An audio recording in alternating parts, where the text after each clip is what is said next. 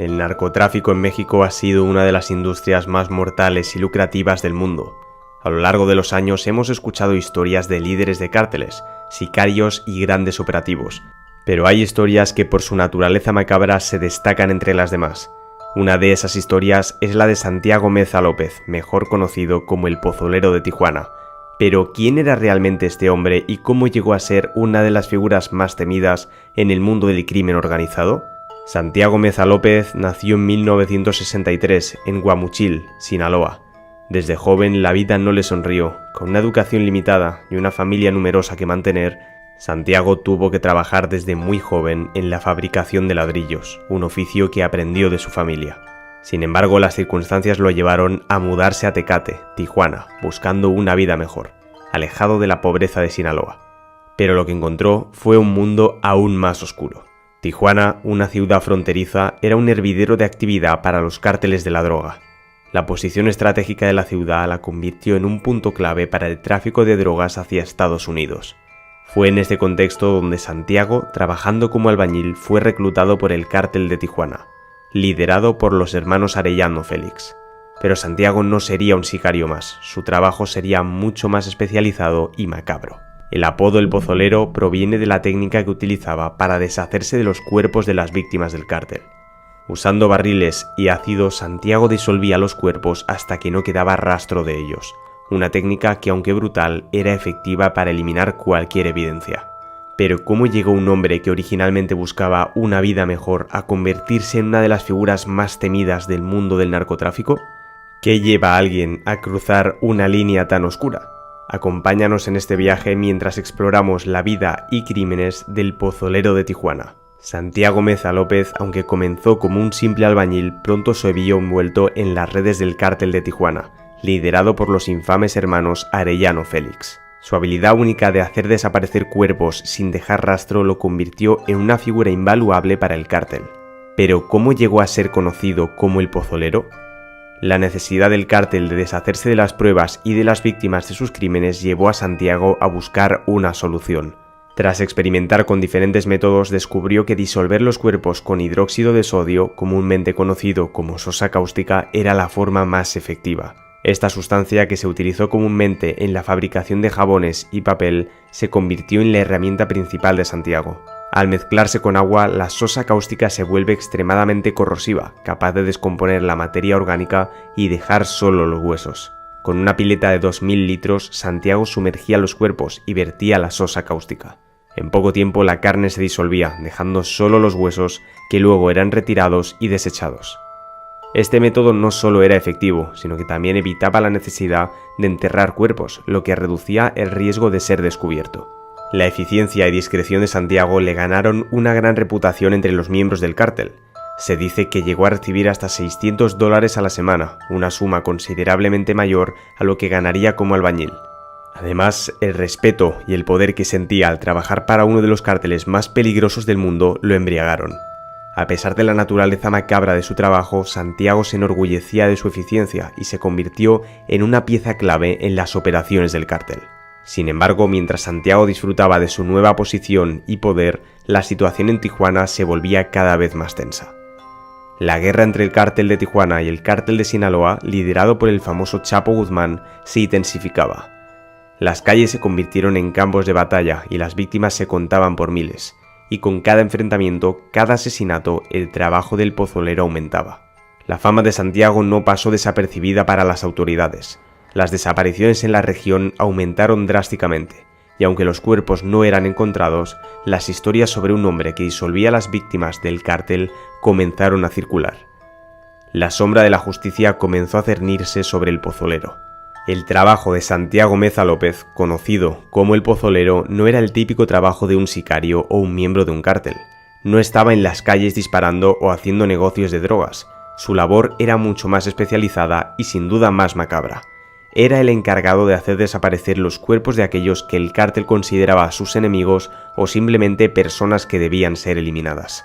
Cuando las autoridades lo detuvieron, Santiago no trató de ocultar su trabajo. De hecho, fue sorprendentemente franco sobre lo que hacía. Describió con detalle el proceso que utilizaba para disolver los cuerpos. Usaba una mezcla de productos químicos que él llamaba pozole. para descomponer la carne y los tejidos de los cadáveres. Los cuerpos que llegaban a él enteros eran sumergidos en esta solución corrosiva, y después de aproximadamente 24 horas todo lo que quedaba eran huesos. Estos restos óseos eran luego enterrados en fosas comunes, lejos de ojos curiosos. Santiago no mostró remordimiento ni emoción al describir su trabajo. Para él, los cuerpos que disolvían no eran personas, sino simplemente mercancía que debía ser procesada.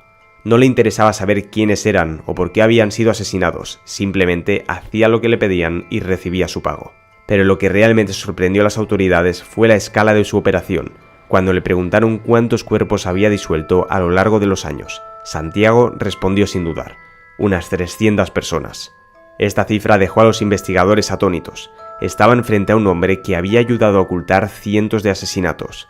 A pesar de la gravedad de sus acciones, Santiago intentó minimizar su papel en el cártel. Afirmó que nunca había participado en los asesinatos y que su único trabajo era deshacerse de los cuerpos.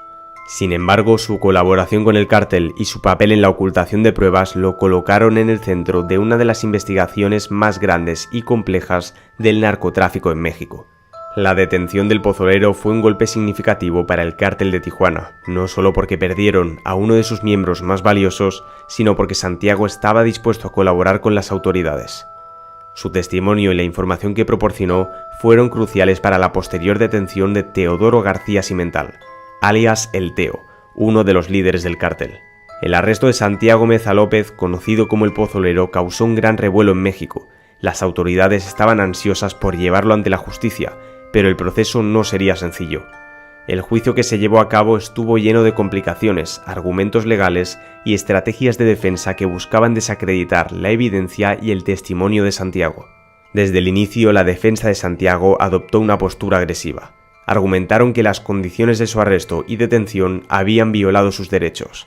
Alegaron que el juicio se había adelantado sin respetar los plazos constitucionales y que Santiago había sido sometido a torturas y maltratos durante su detención, lo que podría haber influenciado su confesión.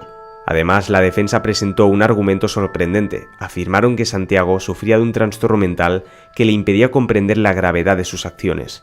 Según ellos, Santiago no era plenamente consciente de la naturaleza ilícita de su trabajo para el cártel. Intentaron retratarlo como un hombre simple, engañado y manipulado por el cártel, más una víctima que un perpetrador. Sin embargo, las autoridades tenían un as bajo la manga. Aunque no habían encontrado la supuesta fosa común donde Santiago afirmaba haber enterrado los restos, tenían una confesión. Además, su relación con el cártel de Tijuana era innegable. Las pruebas mostraban que Santiago no solo estaba asociado con el cártel, sino que desempeñaba un papel crucial y activo en sus operaciones. El juicio se convirtió en un tira y afloja entre la defensa y la fiscalía. Mientras la defensa intentaba desacreditar la evidencia y el testimonio de Santiago, la fiscalía trabajaba arduamente para demostrar su culpabilidad. Presentaron testimonios, pruebas y argumentos que vinculaban a Santiago con el cártel y con los horribles actos de los que se le acusaba. A pesar de los esfuerzos de la defensa, el juez reconoció la pertenencia de Santiago al cártel de Tijuana y su papel en la desaparición de los cuerpos. Aunque no se encontraron pruebas físicas de sus actividades, su confesión y su relación con el cártel eran evidencia suficiente de su culpabilidad. El juicio concluyó sin una imputación directa contra Santiago, pero fue retenido mientras las autoridades continuaban su investigación. Aunque el caso no se resolvió de inmediato, la detención del pozolero fue un paso crucial en la lucha contra el narcotráfico en México. La detención del pozolero no fue el final de la historia. De hecho, fue el comienzo de una larga y dolorosa búsqueda de justicia por parte de las familias de las víctimas. Fernando Ocegueda Flores, presidente de la asociación Fuerzas Unidas por los Desaparecidos de Baja California, se convirtió en una figura clave en esta lucha. Su propio hijo había desaparecido en enero de 2007, y desde entonces Fernando había dedicado su vida a buscar respuestas. Las historias eran similares: personas secuestradas de sus hogares, arrastradas a camionetas en plena calle, desaparecidas sin dejar ningún tipo de rastro. Las familias no buscaban venganza, solo querían saber qué había pasado con sus seres queridos. Querían un lugar donde llorar, un lugar donde recordar. En 2011, las primeras fosas comunes relacionadas con los crímenes del pozolero fueron descubiertas en un terreno conocido como La Galera, en las afueras de Tijuana. Los agentes forenses encontraron entre 14.000 y 15.000 fragmentos de huesos. La magnitud del hallazgo fue abrumadora. Sin embargo, debido al estado de los restos, fue imposible identificar a las víctimas. La búsqueda continuó y en 2017, gracias a la colaboración del TEO, se descubrió la fosa común más grande de todas, con aproximadamente 2.000 dientes y restos en mejor estado de conservación. Esta vez las autoridades pudieron recopilar muestras de ADN suficientes para cotejarlas con las de los familiares de los desaparecidos. Fernando Cegueda, quien había liderado la búsqueda, expresó su dolor y frustración ante los medios. Nunca imaginamos lo que encontraríamos aquí. Es un lugar de mucho dolor, solo de pensar en lo que pasó aquí. Esto fue lo que relató Fernando Cegueda en su entrevista. Las fosas de Tijuana son un testimonio mudo de la violencia y la impunidad que reinan en muchas partes de México. A pesar de la magnitud de los hallazgos y las evidencias, Santiago Meza López sigue en prisión sin una sentencia que lo responsabilice directamente de la destrucción de los cuerpos.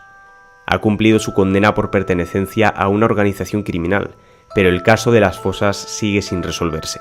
Las familias de las víctimas siguen esperando justicia, mientras el pozolero podría quedar en libertad en cualquier momento. La historia del pozolero y las fosas de Tijuana es un recordatorio sombrío de la violencia que el narcotráfico ha traído a México.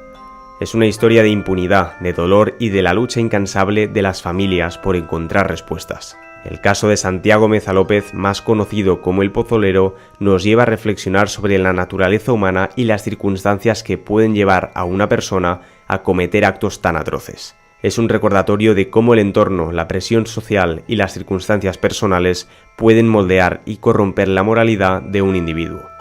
Para un criminal confeso como el propio pozolero, su historia nos proporciona una visión interesante de cómo el narcotráfico puede favorecer la construcción de psicópatas y la corrosión de los valores morales. Desde su infancia, Santiago enfrentó presiones sociales y la necesidad de sacar adelante a su familia. Esta constante frustración lo llevó a aceptar un trabajo que, aunque era lucrativo, era moralmente reprobable. El dinero y la calidad de vida que le proporcionaba su trabajo en el cártel anularon su capacidad de reflexión y juicio moral. No asociaba su actividad con algo incorrecto, sino como una forma de escapar de la pobreza y la marginalidad que había conocido en su infancia. Además, su naturaleza introvertida y su falta de habilidades sociales lo llevaron a encontrar refugio y poder dentro del cártel. Pero, ¿qué nos dice esto sobre la sociedad en la que vivimos? ¿Cómo es posible que alguien pueda llegar a justificar e incluso sentirse cómodo realizando actos tan brutales? Es una llamada de atención sobre la importancia de la educación, la empatía y la construcción de una sociedad más justa e igualitaria. El caso del pozolero también nos recuerda la importancia de la justicia y la búsqueda de la verdad. Las familias de las víctimas merecen respuestas y merecen saber qué pasó con sus seres queridos. Aunque Santiago Meza López pueda o no enfrentar las consecuencias legales de sus acciones, la sociedad no debe olvidar ni dejar impunes los crímenes del narcotráfico. Finalmente, te invito a que compartas tus opiniones y reflexiones sobre esto en los comentarios. Y como siempre, si te ha gustado este vídeo, no olvides darle like y suscribirte al canal. Tu apoyo es fundamental para seguir trayendo más historias y análisis como este. Nos vemos en el próximo vídeo de Casos Misteriosos.